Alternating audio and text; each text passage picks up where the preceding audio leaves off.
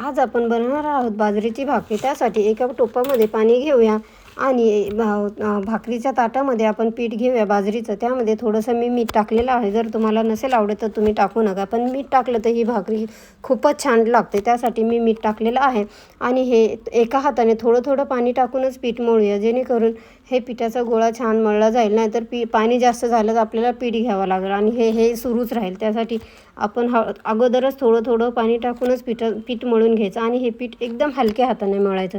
जास्त त्याला जोर काही लावायचा नाही। खूप मी आता मळते तर हे हळूच मळते, तुम्हाला असं वाटत असेल जोर लावते, पण तसं नाही आहे।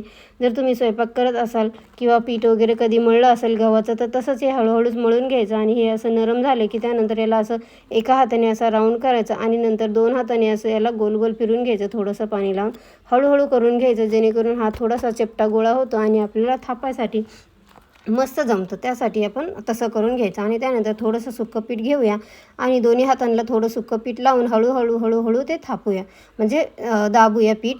जोरात नाही करायचं, कारण आपली भाकरी मग तुटणार आणि खाली चिपकणार, व्यवस्थित बनणार नाही। त्यासाठी एकदम हळूहळू बनवायची, जेणेकरून आपली भाकरी खूप मस्त बनेल। आणि हळूहळू बनवली तर ती तुटणारही नाही आणि चिपकणारही नाही।